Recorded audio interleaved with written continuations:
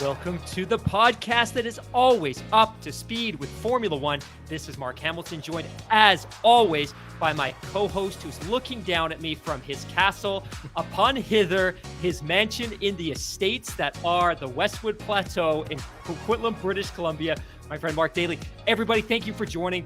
I was expecting that today I would be celebrating, above all, the birthday of the hip-hop legend, the rap god Drake, his 35th birthday, but rather Liberty, Max Verstappen, Lewis Hamilton, Red Bull, Mercedes treated us to an absolutely spectacular Grand Prix at the Circuit of the Americas. It was an unbelievable homecoming. This is the first race we've had in continental North America in 2 years, and boy, was the wait worth it. My friend, how are you? Very, very good, and much like yourself, I'm really enjoying the afterglow, the post race, everything, because it was a wonderful weekend. Great to see 400,000 people packing Coda to the rafters as we start to emerge from the COVID nightmare and kind of shake off that hangover. But great to see, and I had to laugh, and I'm probably not only the only person that noticed this, but on the podium we had Mr. Shaquille O'Neal, NBA legend, and I thought it was hilarious that Shaq, just standing there on the podium, was almost as tall as Max, was taller than Checo, taller than Lewis, who were both standing on pedestals. I thought it was quite funny, but Shaq certainly made quite the entrance, and it looked hot there. I don't know if you noticed, but Shaq was just dripping with sweat. I mean, the weather was awesome. It looked really, really good. And like you say, I mean, that the weather and the atmosphere is just a reflection of what we saw on the track. It lived up to the hype, and yeah, it's really going to be an intense 5 races to go. And we'll talk about this because this is a different championship fight than Lewis, I think, has ever had. I mean, obviously much different than what he had with Nico Rosberg 4 or 5 years ago back in 2016. Obviously had that inter-team dynamic. But the thing is, I mean, these two guys, I mean, there's not a lot between Lewis and Max at the moment. But before we do that, let us just go down let's first of all let's do the championship, because I have that. No, I don't. I've got, what do I have here? I'm Well, while completely you're looking mixed that up. up, I have a stat, and I actually created this stat by dragging and dropping the results from the 2016 championship Nice. into Excel and running a few formulas, which I'm known to do quite poorly at work. Typically, I'm Oh, tapping on my man after my own coworkers heart. via Teams, like, "Hey, how do I sum up this formula?" But I wanted to go back and look at 2016. So Yep. last time Lewis was in a very intense championship battle that went right down to the wire was 2016 with Nico Rosberg. Now, 2016 was different because it was a 21 race championship as opposed to 22 this year. But a couple of interesting stats. So again, it came down to the final race that year. Lewis didn't triumph. Nico did, despite the fact that he finished in second place in that race. But after 17 Grand Prix in 2016, Mhm. Nico had 313 points and Lewis had 280. So a 23-point delta. Now, with 5 races remaining that year, which might be a better comp given the fact that the calendar was Mhm. slightly different versus this year, Nico had 288 points versus Lewis's 23 points. So as you're going to speak to in a couple of minutes, right now that gap, that delta is 13 points. My point being, after all of this horribly boring math, is that the championship is still far, far, far Oh, from totally. decided with Totally. 5 Grand Prix left. Yeah, and it is wide open. I mean, Max has a bit of a cushion, but that can evaporate, like dust in the wind. But I did get my act together here finally. I do have the final race classification. So here is the top 10 finishers at the Circuit of the Americas for the US Grand Prix 2021. Sunday afternoon, Max Verstappen leading home Lewis Hamilton by 1.3 seconds. Checo Perez out there in the middle of nowhere all by himself to round out the podium.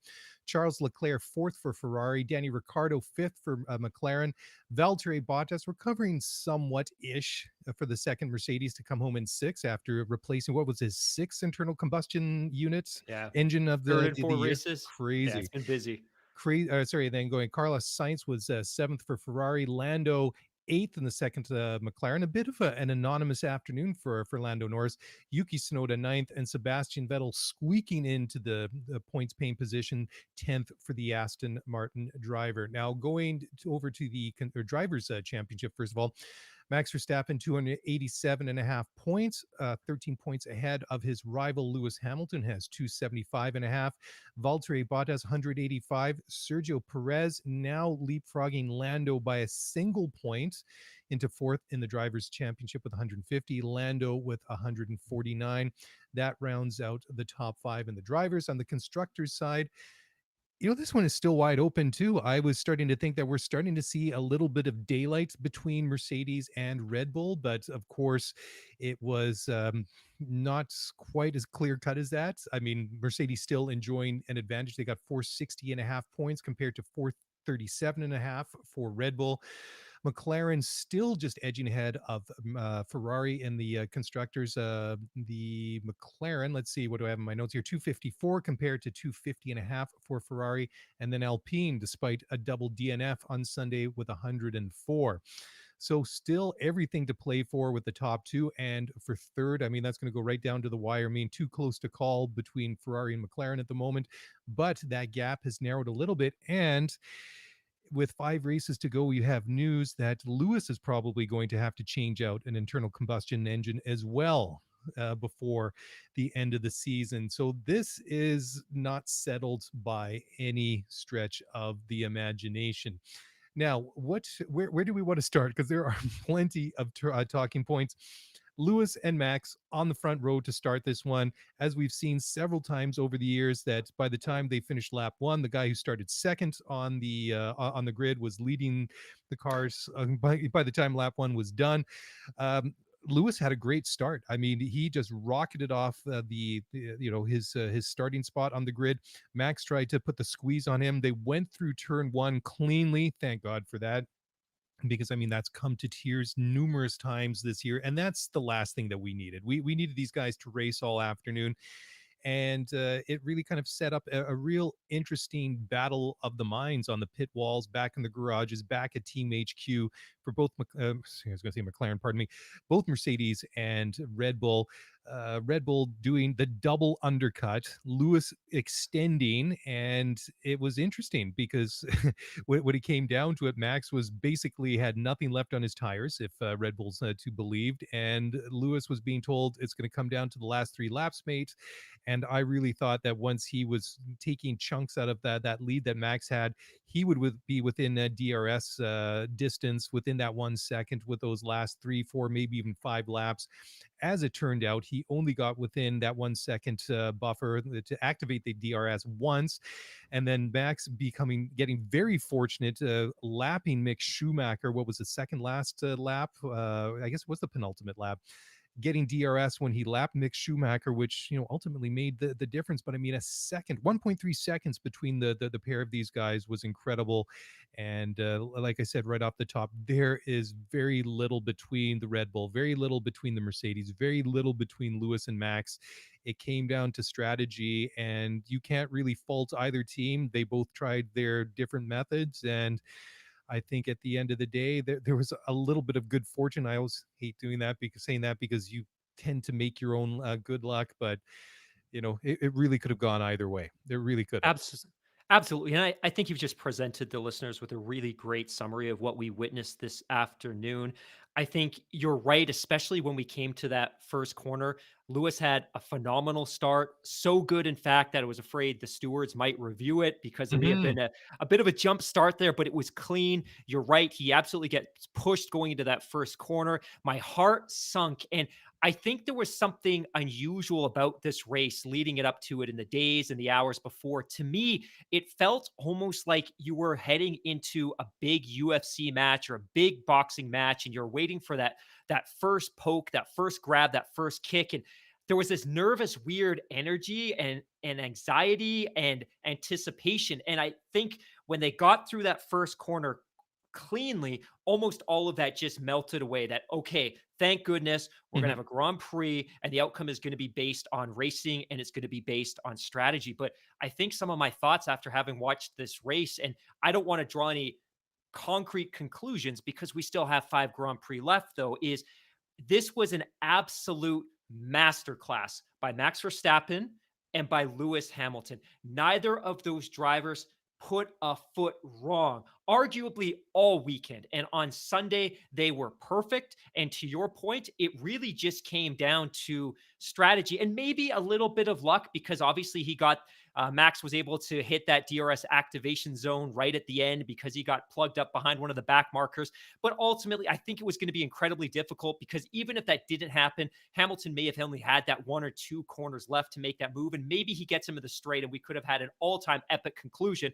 But Yeah. regardless, Max was perfect this weekend. Lewis was absolutely fantastic. Both of them had fantastic sub 3 second pit stops every single time. Pirelli had absolutely nailed the tire choices this weekend. We did not see the traction issues, the suspension issues that maybe we'd anticipated going into this weekend, except for a couple drops of rain at the very end of Q3. The weather was perfect. The fans were absolutely served up a perfect Grand Prix weekend. But for me, I think the message is the takeaway from this is one, Max is absolutely soaking up every ounce of pressure. It's not just that he was in a position coming into this Grand Prix where he's leading the WDC championship, but he's put in a position where they take the maybe slightly riskier strategy and they bring him in for the undercut. And ultimately it's successful. But with 3, 4, 5 laps left, Lewis is absolutely taking chunks, big Oh, bites yeah. out of his lead. Yep. And we go into that final lap, and at points, he's within a second, and Max doesn't step a foot wrong. He's poised, he's controlled. And I think one of the things that was really startling after the fact was the admission from Red Bull that he was basically racing on the carcass, the canvas of those tires. So, But he's still phenomenal setting race for purples and personal best sectors in those last couple of laps. I mean, how did he do it if there's nothing left? There's no meat left on those tires. It's that mind blowing. is sheer talent and control of that car and using the aerodynamic grip to overcome the lack of mechanical grip because the tires were done. It was fantastic. It was a masterclass. I think we could probably argue, and I might argue, that maybe Mercedes should have headed off that undercut, knowing that that was ultimately going to be the best strategy, the best card in their playbook today from the Red Bull side. But that aside, it was a fantastic weekend. You nailed it. 400,000 people spun those turnstiles from Friday through Sunday. It's now being reported that is possibly the biggest Formula One Grand Prix weekend audience crowd we've ever seen. I cannot wait to see what the TV numbers are in Canada. I Yeah. cannot wait to see what the TV numbers are in the US. We know we've cracked 1 million a couple of times on ESPN this year. It looks like this one was simulcast on ABC and ESPN. Do we hit 1.4? Do we hit 1.5 million people? A fantastic weekend. And as one of our friends of the show, Matt Sakaris, had tweeted out earlier today, is this that monumental turning point where F1 is now officially mainstream? We're going to Miami next year. We're going to have 2 races in the US. There's this constant chatter about looking at Vegas, and you and I have been ahead Mhm. of that curve. We've been talking about the fact that Liberty's long term ambition has been to have 3 races since 2017. We've been talking about that for years, that you don't buy this property if you don't want to maximize your return in the US. So I know that was a long, rambling diatribe, but back to you. Yeah, there's a couple really good points that you made there. I'm just going to pick up on what you're just saying about that possible breakthrough moment in the USA when this might be that epoch where it breaks through into the mainstream sporting consciousness, and that's very well could be the case. I mean, 400,000 people over the course of the weekend. I mean, the fans were on it the entire time. You could tell everybody knew what was happening. I mean, the support was great for the different drivers, not just for Lewis, not just for Max, but Oh, also for Sergio, Sergio. Big, Ricardo, Ricardo. Norris. Yeah, I loved it. All these different drivers getting the love and the respect that they deserved, and it was just lent to a really fantastic atmosphere. I do want to talk a little bit more about the strategy, and we're just heading into a break here. And before we do that, I just want to give a couple of shout outs because I've been a little bit, I haven't been on point when it's been answering emails lately. I just want to give a shout out to Christopher Swigert, Brian McDowell, pardon me, and also our good friend Joe Santucci. Also, JJ in H Town sending us pictures from Coda all weekend long. Looked like he and his girlfriend were having the time of their life at Coda. And I have to admit that I'm extremely jealous. I mean, all their photos are these, these lovely sun-drenched people with tans with big smiles on their faces, obviously soaking up the atmosphere and the Oh, event and there itself. were So many that's more awesome. too. So Oh just yeah, to be yeah, clear, we absolutely. had them pouring in all weekend. So thank you to everybody. Yeah, thanks for all the emails. Thanks for all the tweets. And with that, we're going to take a quick break. And when we come back, I do want to touch more on what just the whole strategy thing, because I don't think you can point fingers that they did that right and they did that wrong. And that cost Lewis the race and that gave Max the win. It really, to me, came down to the two guys in the cars today. And that's what we all signed up for. That's what we came to watch. And we were really treated to something special. Anyways, time for a quick break. We'll be back in just a moment. So don't go away.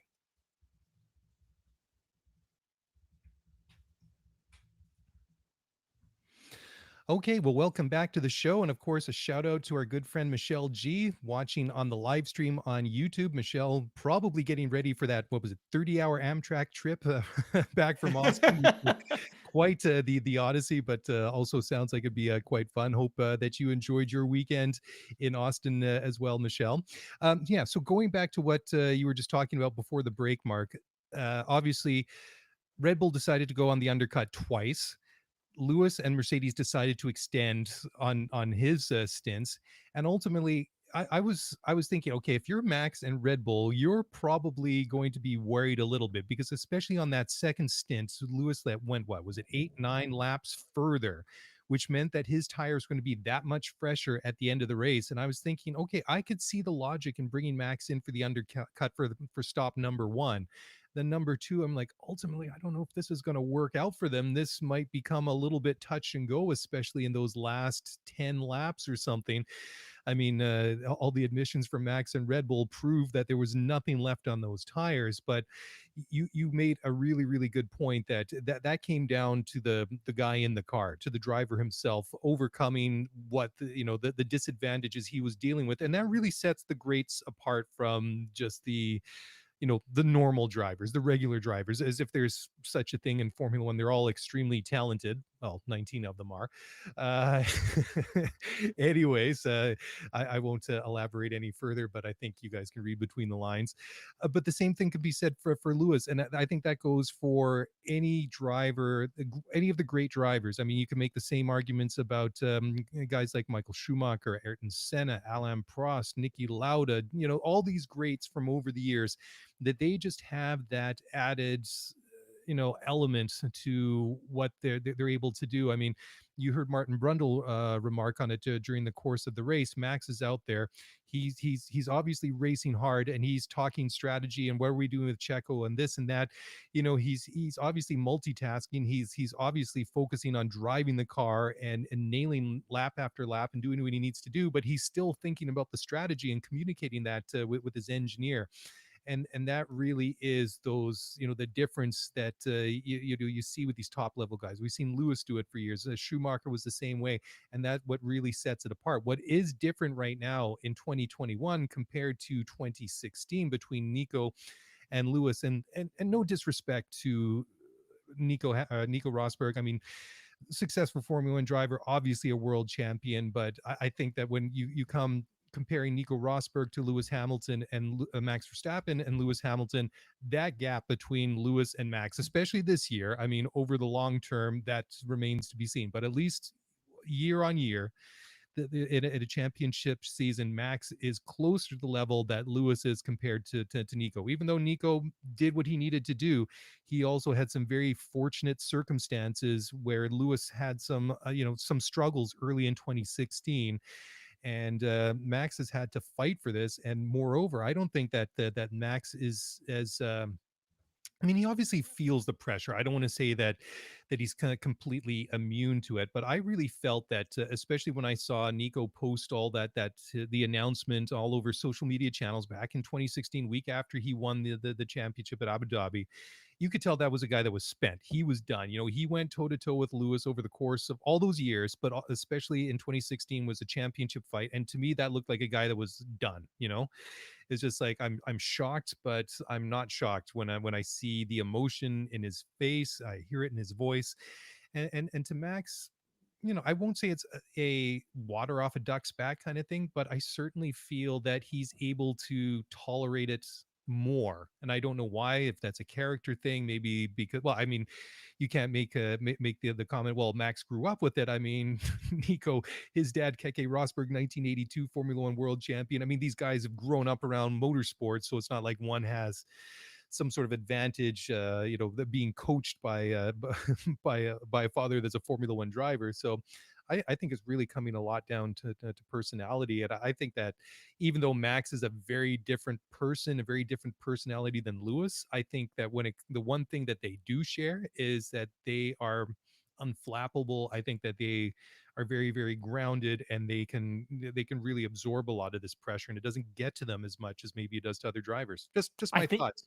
I think that's a fantastic summary, and I can't help but agree with all of it. And I strongly believe that so much of what Max Verstappen is criticized for, which is his lack of engagement with social media, his lack of participation in Netflix, his lack of being on the town and being spotted at clubs and rocking brand name designer clothing on the red carpet, the things that we want to see from our celebrities and from our heroes and from our athletic superstars, the things that we expect to maybe see in 2021, all those things that he's criticized for not doing are probably all the things that make him so successful, in the sense that he is machine like in his approach to Formula One. It's a no nonsense, strategic, tactical lifestyle that he's decided to live. And I can't also help but wonder that so much of what makes him strong in his ability to overcome, or for that pressure, like you said, to be like water off a duck's back, is really a byproduct of having grown up with a F1 driver as a father who was notoriously strict. And I think what maybe a lot of F1 drivers might be feeling or experiencing for the first time when it comes to holding off a 7 times world championship in a very close title fight, the pressure that that would deliver is something that maybe isn't new or unique to him, that this is something that he's dealt with his entire career. And now that he's in this moment where a lot of people would crumble, he's thriving because it's not something that's new to him. And just to kind of put this into perspective, he is now, and when I say he, Max Verstappen, he now currently sits 17th in Formula One history in total race victories and total Grand Prix victory with 18. Every single driver ahead of him has won a Formula One world championship. So now he's in rarefied air. But to put into perspective how monumental this championship is, coming into 2021, he had 10 Formula One Grand Prix victories. That's fantastic. 10 victories in 5, 6 years. That is fantastic. Any driver would celebrate 10 Grand Prix victories for their career. The Mhm. most race victories he'd had in a single season was 3 in 2019. And in 2020, he scored just 2, although it was a slightly abbreviated calendar. This year, he has 8 Grand Prix victories. That's amongst the most all time. He is now in legendary status. Now, all of this is for naught. It means nothing if he can't win a championship, but it looks like everything is dialed in. And admittedly, I have a soft spot for Lewis. I like Lewis. I followed Lewis since 2007. But even for me, it's now very difficult when you sit down, you pull out the calculator to try to calculate a successful route that Lewis can find to the championship, because you can't count on a really bad error by Max. Now, that's not to say we don't see something problematic in the box or a mechanical failure or something of that nature. Now, that said, I would rather see Lewis not win the championship than win the championship because of a tire failure that his arch rival has in their last race of the season. I Yeah. will be very clear about that.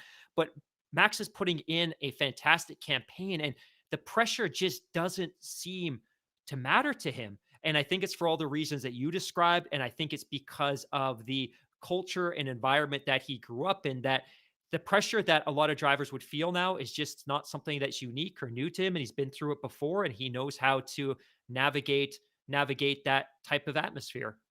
It is amazing. I mean, for how many years have we watched Lewis never put a wheel wrong? And when he needed to deliver, he could always deliver that one hot lap to nail a pole. Or if he needed to go out and win a race, he go out and win it. And I would just love to know what's going through his mind when, he's fighting head to head with Max Verstappen. And it's not like he can't beat Max. I mean, we've seen him beat him head to head, and I'm sure he'll probably win some races before this season is over.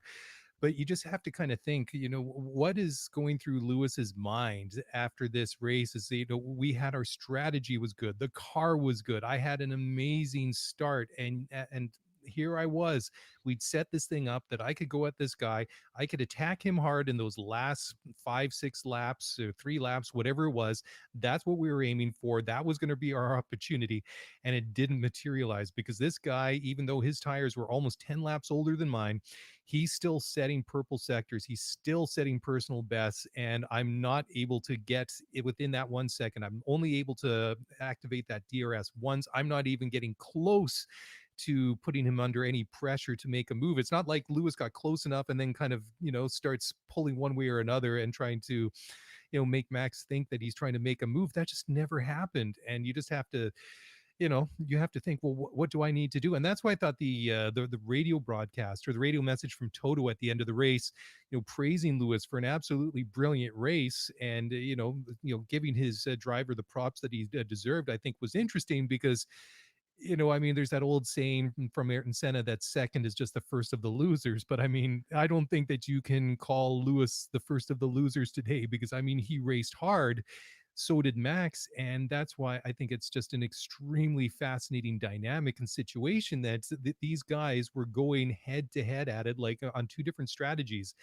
And it really just came down to the smallest of margins. And I mean, it's unique. We don't see things like this happen very much. And I think that it really is going to set up a fascinating 5 races to go. I mean, I mentioned earlier that added twist that Lewis is going to probably have to replace his ice at some point, and there's going to be a disadvantage there. I mean, he's looking at least a 5 place grid penalty at the at minimum if he replaces that internal combustion unit. Or sorry, internal combustion engine. So like you say, there's no easy route for Lewis to win this championship. That's not to say that he can't, but I think that if it wasn't apparent before now, and I mean Lewis is a smart guy. I mean he knows what's what. That Max is not going to go quietly, and there is very very little between the Red Bull and the Mercedes, and it's going to be fun. It's going to be a I lot of fun when we go to Mexico, to Brazil, go back to the Middle East to close out the season. And full credit to Max Verstappen because Lewis has been spectacular this year. And I know if you bring up F1 2021 on Wikipedia and you look at that really great grid that breaks out classification race over race, you see the domination from Max Verstappen, at least when it comes to those first place finishes on the podium. But ultimately, Lewis has been extremely good this year. So if Max wins, if he doesn't, full credit to Max because he went head to head with the best. And I think if he Mhm. wins this championship, that will be one of the crown jewels in his resume at the end of his career that he'll be able to say, look, I had a year, the opportunity to go against perhaps the all-time greatest driver in a car that was effectively on par, and I took that championship. So I think full credit to Lewis, full credit to Max. And just to kind of speak to your point as well, a quick quote here from Total Wolf. He says, I think we could have won the race, of course, because we were in the lead and we had a very strong pace on the hard tire. But in a way, we need to retrace this entire weekend from Friday to Sunday. Where did we misjudge? Where did it go wrong? What did we do well? And there will be plenty of discussion, positive discussions about what to learn from this weekend.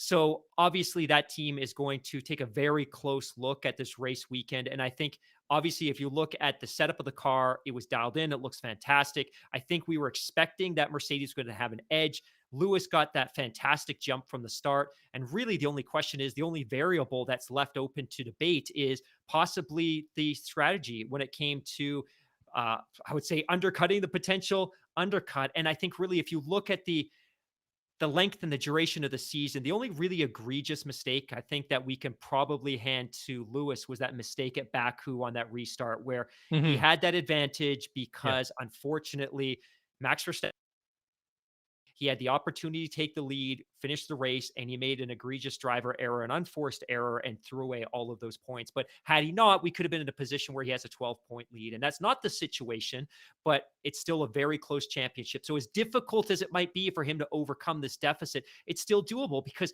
let's not forget as well, he won the final 4 races of the season despite a hefty deficit and all the pressure in the world from Nico Rosberg. Yeah.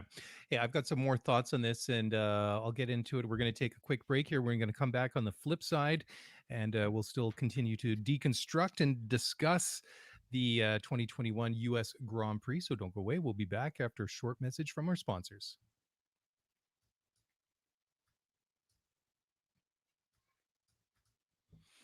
Okay, well, welcome back to the show. And Mark, as you were talking there, just in that previous segment before the break, that's just how remarkable this race was. If you look at some of the quotes that are out there, let's see the first one. Hamilton says he's unsure how Mercedes might have beaten Red Bull.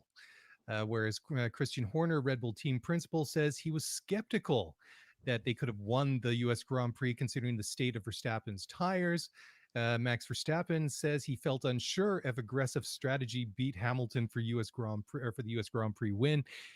And I think that just speaks to how remarkable this race was, and I think it just speaks mountains to the fact that both these teams, both these drivers, they put everything into this race. They knew how big this race was. I mean, if Lewis wins this race, he goes away from Austin. He's got a single point lead in the championship.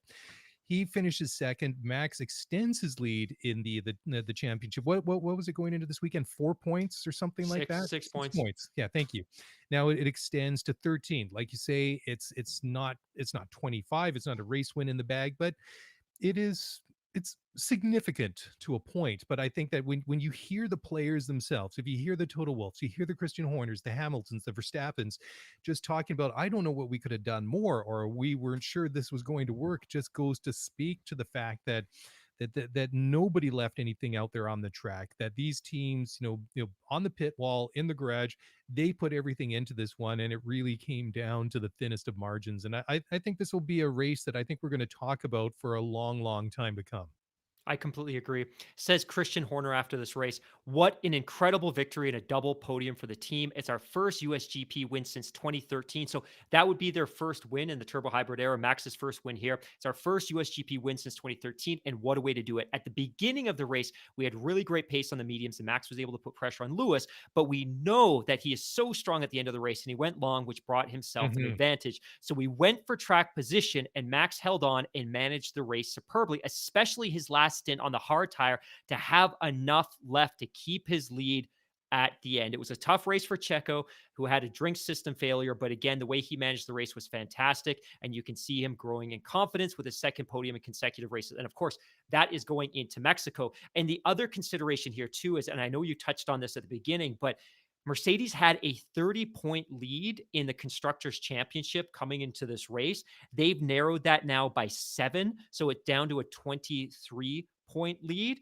And again, to kind of reference back to that comment you made earlier about the McLaren Ferrari battle, McLaren had a 7.5-point lead over Ferrari coming into this race. That is now down to just 3.5 points. So we have some exciting championships left. We've got some exciting battles for positioning in the constructors table. And again, the reason that we speak so much about the positioning in the constructors table is really just due to the fact that all of the prize money is distributed based on where you finish. And a third place finish in the constructors table is worth possibly tens of millions of dollars of additional prize money. And McLaren, who's obviously in some significant financial desperately needs that money. And Ferrari, likewise, simply out of principle, would love to be able to cash in this as well. So 5 Grand Prix left. The WDC is wide open. The constructors is wide open. Third, fourth place is wide open. But we do know is that after this race weekend, Leclerc, Sainz, Perez,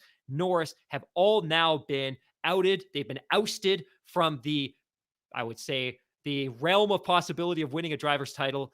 It's really now just down to Max, Lewis, and Bottas on the fringes, but I'm sure he'll likely be eliminated simply because of math after the Mexican Grand Prix. But lots left to fight for over these last 5 races. Yeah, absolutely. Mark, I want to change gear now and just Oh, allude I to like the that pun. comment. Yeah, that's a nice seamless segue into the next discussion. But you mentioned what Matt was tweeting earlier and what we were talking about in the group chat this afternoon. But I can't help but think about it, and just watching the proceedings at Coda all weekend long, that I think that it was helped certainly that there weren't really too many big name events. I know that today was NFL game day. I mean, there wasn't any World Series baseball. There wasn't really, I mean, you got like the 2-3 Indianapolis Colts playing the 2-3 San Francisco 49ers on Sunday Night Football in the rain that was just teaming it down and in the Bay Area. I mean, come on, that's not really, I watched about 10 minutes. I'm like, yeah, I'm good. I don't need to watch this game. So, I mean, they were fortunate from that point of view, but I think regardless what was happening, I think that there's been enough groundswell and the way that the interest in Formula One and the way that people have really fallen in love with the different drivers and the teams, especially over the past year or so. I think that we're seeing a point to the point where this is really starting to pick up a head of steam. It's starting to snowball a little bit in North America. And like I say, it might not be too long before I go down to the grocery stores or to 7-Eleven. There's going to be a life-size cutout of Lewis Hamilton trying to convince me to buy a case of Bud Light or sell me Twinkies, or maybe he's on the face of a box of Wheaties or something like that. So I can't help but wonder where it goes from here. I mean, obviously, Drive to Survive has had a huge thing, a huge impact on the sport. But when you see the amount of people that went there, and especially the community, that's grown up around this podcast, people coming from coast to coast to go and watch this race in person, and who've had plans and have been jacked up to go to Coda for months, is awesome. I completely agree. And this is where I get really excited because my preference when it comes to Formula One is less about talking about what's happening on the track as opposed to what's happening in the balance sheets. That's what really excites Mhm. me about Formula One. I think the one word of caution that I would have here is this. This is the first time we've had a race in 2 years. And in that sense, it was a bit of a reboot and a bit of a novelty. It'll be very interesting to see if we see this amount of success next year, especially given the fact that COTA will be going head to head, not just with a race in Miami, but it's going to be going ahead with or head to head with a race in Montreal as well. So Mhm. all of those sponsorship dollars, those fan dollars, consumers are going to have options next year that they didn't have this year. So it's exciting, but let's pump the brakes a little bit and just be cautious that maybe this was a bit of an anomaly. It's exciting, but it might be a bit of an anomaly. The other thing that I want to caution people about is there's absolutely a boom in the interest of Formula One, but none of that has translated into anything in terms of the financials for the sport, simply because it takes a little bit of time. There's a little bit of slack between suddenly new interest and the sport being able to monetize that, because all of the existing TV networks, their previous contracts that were agreed long before this boom, all of this race sanctioning fees, they were all signed and put on paper years before this newfound boom and interest in Formula One. So Formula One hasn't actually really been able to monetize any of this. Kudos to the race organizers in COTA for being able to capitalize on this. We saw 120,000 people on Friday. We saw 120,000 people on Saturday. There were 140,000 people today. This smashes the previous record of 351,000 at the Silverstone British Grand Prix back in 2019. And I think that smashed the 2018 total by about 10 or 15,000 Mhm. people. But let's be cautious because we're talking about the fact that this was an event that served the 400 million people that live in North America, and it was the only race we got this year. So it's cool. That's great. But let's be cautious. The other point that I want to be cautious about as well is the fact that there's suddenly this renewed optimism or desire to bring a third event to North America now to capitalize on this. And my point is, let's run the 3-race North American calendar next year, 3+1 if you want to count in Mexico City, and just get a sense of what that's going to look like. Because the last thing I want them to do is flood the market with 3 or 4 races and then suddenly be struggling to sell tickets and for that to become the headline. Now, all of that negativity aside, let's focus on the positives here, which were we had 400,000 people flood into a track that struggled to sell out 2, 3, 4, 5 years ago. This is great news. And the benefit of that is that we've now exposed 120 to 140,000 unique individuals, most of whom have probably never seen a Formula One race, to the live product. Now they're hooked and they're going to talk about it and they're going to share their experiences and they're going to share their social media posts and they're going to spread this around like crazy. That is fantastic news. And I think we should all be excited about that. And says Zach Brown here, I'm just going to read this quote real quick. I think it's the biggest sporting event in the US in a long time. I think it's the biggest sporting event in the world right now. Given the Olympics weren't able to have crowds, unfortunately, the crowds were phenomenal. He continues and he says, the city is buzzing. And based on the feedback and the commentary that we got from a lot of people that live in and around Austin and are able to kind of draw that kind of comp between this event previous years, this event versus the Super Bowl, they said the buzz in that city is absolutely palpable. And I think that's exciting enough. Nice. Yeah, and the other thing is too that that I can't help but think is that the other thing that I mean you got to get people interested, and the other thing that's kind of a bit of a spin off from that is also the merch thing, right? I mean, Right. we get messages all the time, like on the email, on Twitter, people asking us, where can I get F1 merch? I mean, it not only is it notoriously difficult to find, it's also ridiculously expensive. I mean, McLaren came out with those, I guess, those limited edition football jerseys. The 3 and 4. For Lando and Ricardo. I think they're going for what, about $125 or something like that.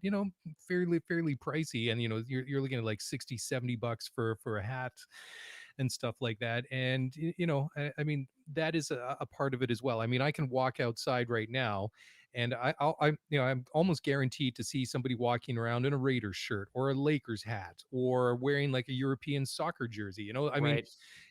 those other sports have managed to do a good job of it. I mean, Formula One is going to take a little bit. I mean, they've done a wonderful job marketing themselves with Drive to Survive, and we've had these stories that have been floating out there that perhaps that they might end up streaming on like Amazon Prime, or maybe Netflix is going to make a move on it, on the sport in one way or another.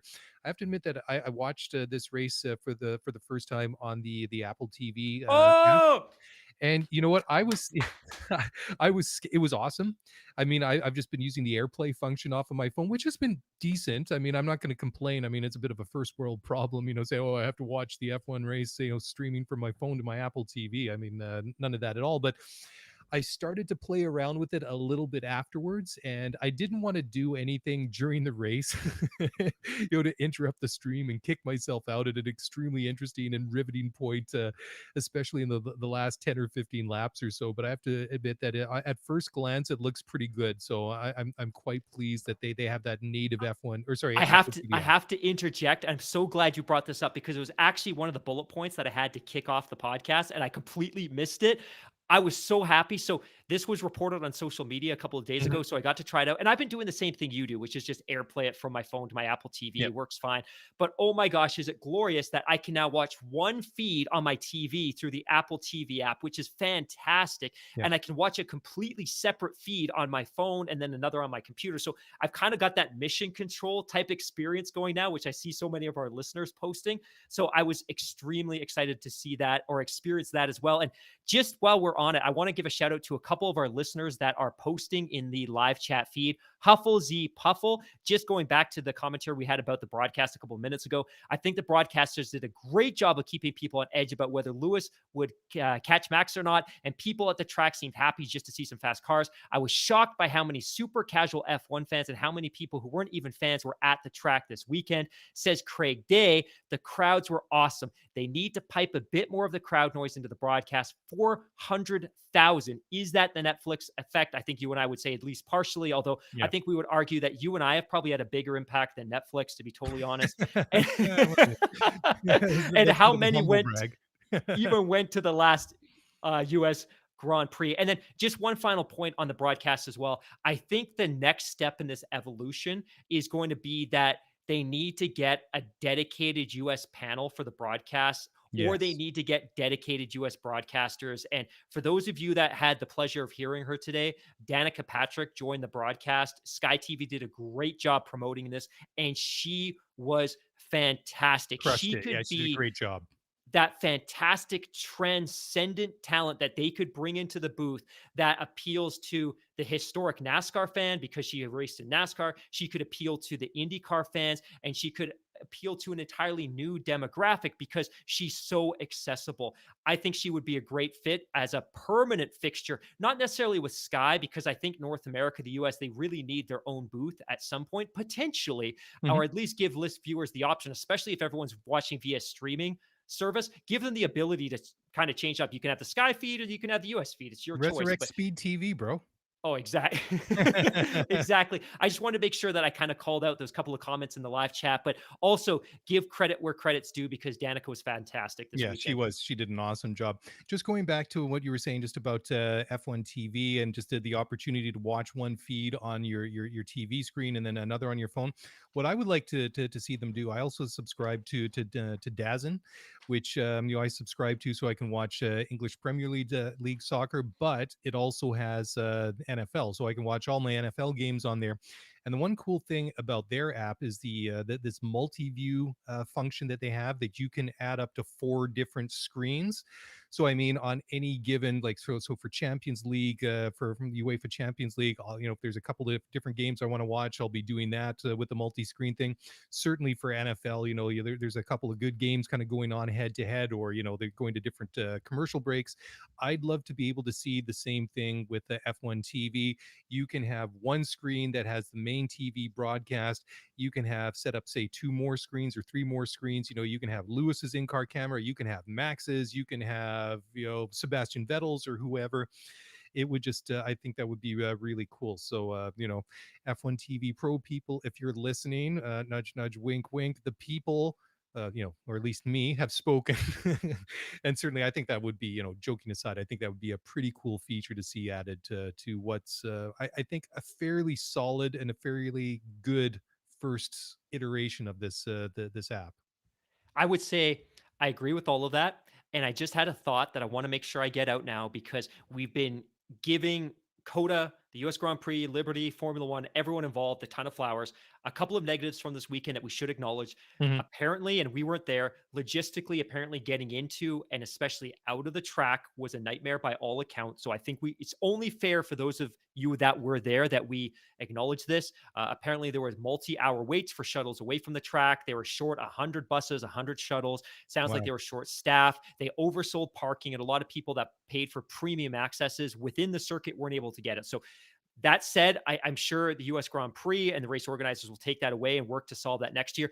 That said, it's not totally unusual. In 2019, when the French Grand Prix returned, they had the exact same issues with getting people into and out of parking. I was at the MotoGP race at Silverstone in 2016. My wife and I spent the better part of 4 hours in the parking lot trying to get out after that race as well. So not trying to make excuses for them, but this type of thing happens, and I'm confident that they'll resolve it for next time. A couple of things that I want to touch on, and you and I actually spoke to this specifically last week because there was a Mhm. question about, hey, are we going to see celebrities at Formula One? And I think my point was, I'm cool with celebrities being there if they want to be there. What I don't want to see is this BS pomp and circumstance where F1 tries to buy credibility with casual viewers by trotting out a celebrity. And there was a moment towards the end of the race that was absolutely inexcusable where they cut away from the action on the track to show Ben Stiller for a fraction of a second in a garage. Why are you showing us somebody who in 2021 is a borderline C-list celebrity as opposed to the traffic? All that's going to do is annoy you. And furthermore, I don't know if you saw, but prior to the race, everyone was celebrating that Martin Brundle was back on the grid doing a track walk, and everyone was excited about this. And if you don't know, he approaches teams, team principals, drivers, celebrity, whoever's there, and he approached Megan the Stallion, who is a rapper that I am a big fan of, and my son absolutely loves her music video, Hot Girl Summer, which he absolutely should not be exposed to as a 4-year-old, but it's in constant loop upstairs on our main TV. But he approached her, and she and her posse didn't understand what he was doing or who he was. And he basically got shoved out of camera on live TV. So a little bit Oh, I missed embarrassing that. for F1. Yeah. It's where I'll send you the link later. A little bit, it's funny in hindsight, but it was embarrassing for F1. So all of that said, I've derailed the podcast. So I will put it back to you to fix what I've ruined. Well, I just have to throw it out there. Was Ben there maybe promoting Dodgeball 2 or whatever whatever's coming next? uh, Anyways, there was something else that had kind of popped into my mind there that oh, I know what it was. Just talking about some of the logistical things. So anybody that's been to Spa, anybody that's been to Silverstone or the Nürburgring, they're making people who went to Coda and suffered through some of these long waits as honorary members, because not all of them, I totally. mean, Hockenheim is one of these awesome tracks. I mean, the back of the grandstand is literally on the autobahn. I mean, you can get like in and out. but some of these tracks, like the Nürburgring, like Spa, like Silverstone, are a little bit far removed and sometimes only accessible by two-lane roads, which is not really Exactly. ideal Exactly. when you're trying to get a quarter million people in and out of a venue on race day or whatever it might be. But having said that, I'm sure that they'll get it figured out, and then maybe it'll be interesting to see what comes out over the coming days and maybe week or two from the race organizers themselves, because I mean 400,000 people attending that event over the course of the weekend is absolutely remarkable. And I would be interested to just hear feedback from the race organizers themselves, that this greatly exceeded our expectations. We were expecting 250, maybe 300 tops, but to get 400,000 people, and I think, as JJ in Houston said, they were sitting what is called Hass Hill, just I guess going up into to turn one. I mean, you saw some of these like general admission like sections on the track, just it was like a ocean of people, and all those grandstands were packed. I mean, it was a great look, not just for Coda, it was a great look for the sport, because being forcibly kept away from racing in the USA over the past couple of years due to the pandemic. I mean, everybody was up for it, and it looked really, really good. I mean, we've seen plenty of empty venues for obvious reasons over the past year and a half, and as things slowly start to go back to normal, this was a welcome sight. Definitely. And the race organizers were clearly keen to capitalize on this interest. I don't know if you saw, but Coda were all over their social media channels within minutes of the conclusion of this race, requesting deposits for 2022. So it's no longer a question of likely will they sell out next year, but rather how quickly. So if you are interested in going next year, this is a best practice. I would highly recommend you go and get your deposit in now, because it looks like there's going to be some strong demand. And on that note as well, if you did sign up for the Miami GP pre-sales, those start going live, I think, as soon as Tuesday. This I week, isn't don't, it? yeah, this Yeah. week. I don't think we're going to be going. I just don't think we'll have the cash to outlay after our trip this winter. But our pre-sale window is the 27th. So if anyone wants it, reach out, and I'd happily somehow try to make that happen for you. Cool. Yeah, I know it's kind of cool to think that it's coming, but I'm very interested to see what that ticket price point will be to get into Miami next year. It was just one other comment from Huffles Puffle in the YouTube live stream, and the quote is, "The traffic made me wish yet again that we had proper trains and proper public transit." So, sounds like there's some other bigger issues to take in consideration in the great city of Austin, getting to and from Coda there. Anyways, Mark, is there anything else that we want to add today? Oh, you had something. We're running a contest, aren't we? So I know that Oh this is yeah. debuted on our social media channels. So you tell everyone, because this is your thing. So go for it. Well, it's our thing. It's Everything with our this thing. show is our thing. Don't delegate the hard work to me. Although that said, you do. And just so everyone's clear here, I basically fly into the race weekend studios about 2 seconds before we start recording. And the second we're done, I'm in my minivan heading back to the House of Horrors, which is where I live. No, I'm joking. Our house is awesome, and we definitely don't drive a minivan. But we You decided that certainly would not be a friend of mine if you did. in a bold effort to stimulate interest in this podcast and our social media channels, we decided that, hey, it's probably time to do something fun and do a bit of a contest. And our thought was, how could we do a contest that is both personal and F1 related? And we had the idea that what we would do is serve up a contest in which the winner or winners potentially receive a 24-inch by 36-inch high quality poster of a Formula One car, a driver, sent right to their address. And the thought was, what I could do is tap into my massive library of photos that I've taken at events over the years and tee these up. So ultimately, we have this contest. Basically the winner wins. That's a really complicated sentence for me, but the winner will receive a poster of a Formula One driver driving their race car. Okay, I think I got that out. And the cool part is we'll provide 5, 6, 7, 8, 10 different options, and the winner will get to pick which one they want. So I've got some great shots of Lewis. I've got some great shots of Lance. I've got some great shots of Max Verstappen. So I think we've got all of the favorites. I don't think I have a Lando, I'm afraid, but I definitely have some Daniel Ricciardo in there as well. But a cool contest. No Now, we Mazepin? haven't Come on. I'm not entering there's this. even There's if no I Mazepin. had Mazepin, I'm not going to waste my time spending an hour in Lightroom cleaning up that photo for printing. But and that sounded cold. But we'll probably Cold launch as ice. the entry details in a couple of days. Like I said, this is boldly self-promotionary and an effort to help us drive members on Twitter. So wait for some details. Hopefully it'll be out soon.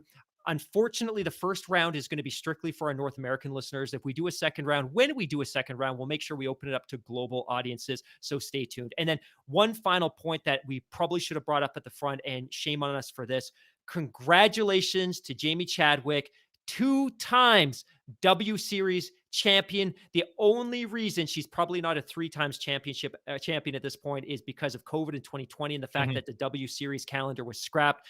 Kudos to Alice Powell for putting in a phenomenal challenge. This championship went right down to the wire at the last race. There was a doubleheader at Coda. She clinched it in the last race of the calendar. Hopefully we see the same thing in the Formula One World Championship, but kudos to her team, everybody that helped her get to this level. That was fantastic. And again, kudos to the W Series and F1 for coming together and aligning their calendar, because it gave thousands of additional people, tens of thousands of additional people, the opportunity to see women racing high performance open wheel racing cars on a world-class track, because this is what we need to do to stimulate interest in young girls, to get them onto the track, to get them karting. So 10, 15 years, 5 years from now, you and I are here talking about a grid, not of 20 males, but maybe 10 males and 10 females, or 15 males and 5 females, whatever it is, whatever that gender mix looks like. We just want the sport to be more inclusive, and having a high profile series like the W Series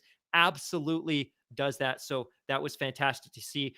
Shout out to Sebastian Vettel as well. Great job today. He came from a serious deficit to, I think he finished 10th place. 10th. So he scored in the points.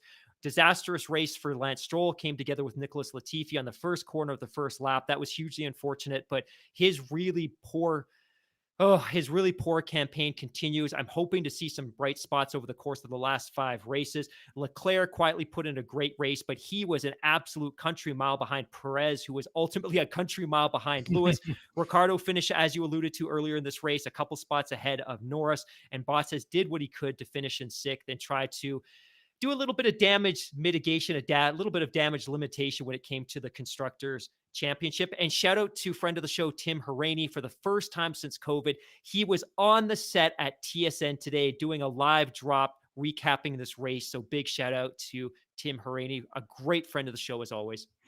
You know, I have to, this will sound a little bit kind of bizarre, but I can't help but wonder if Tim actually wore pants, because the joke is that we've been talking about that when he does these TV spots, he's wearing shirt and tie and jacket. He's wearing like shorts or track pants, underneath, because, he's been doing it from home. So, Tim is the ultimate professional. So I'm just being a little bit facetious. But anyways. I'm not wearing pants, and I haven't even before COVID. So just putting that out there. Well, the good friend of mine, he always uses a hashtag on Twitter, pants are for suckers. He's shorts 24/7, 365. So, it is what it is. And on that bizarre note, let's just leave it there. I hope you guys all enjoyed the weekend at Coda as much as we enjoyed watching it from home. If you want to get in touch, by all means, do so. Send us a tweet at ScuderiF1Pod on the Twitters. Send us an email at ScuderiF1Pod@gmail.com. And that's it. That's a wrap. Mark and I will be back again in a couple days to recap all the latest news. And I'm sure there'll be plenty of talking points from this race, and as we go into the final 5 races on the season. And with that, we are out. Have a great week, guys. Talk to you again in a couple of days. Bye for now.